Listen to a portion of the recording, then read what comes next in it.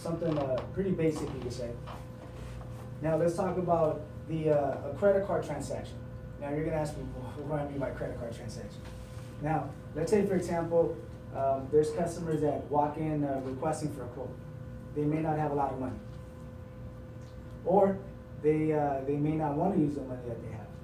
So one of the options that we offer is using their credit card if they have a bank account.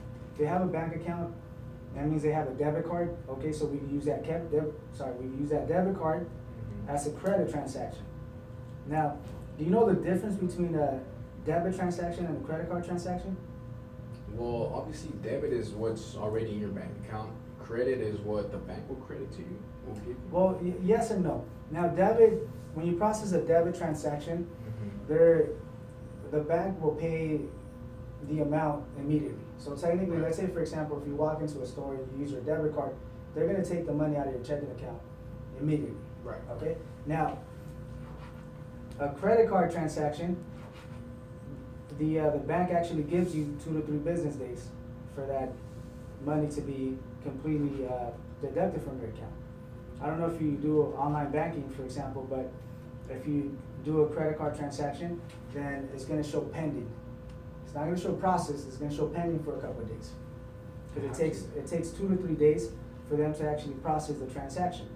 Now, and as we have it here, the benefits of using a credit card transaction, you could say, that the customer, if they don't have all the money, for example, if we need 50 and they only have 40, we could offer this option and tell them, look, the bank will give you 2 to 3 business days for you to either make a deposit or make a transfer.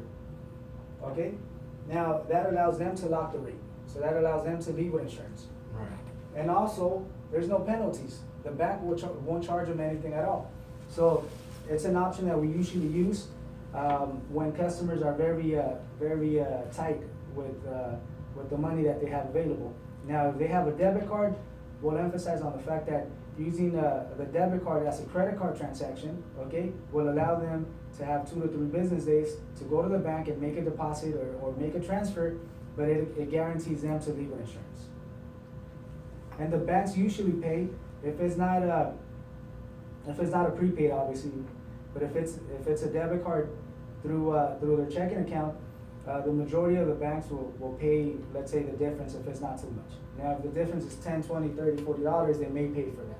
But if the difference is, let's say, $200, $300, then the bank most likely would decline the transaction.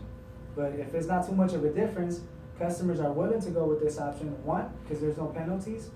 2, because they're leaving with insurance. Right. And 3, because they have 2 to 3 business days. To sort it out later. Exactly. But at least they take care of the situation that specific day. Okay.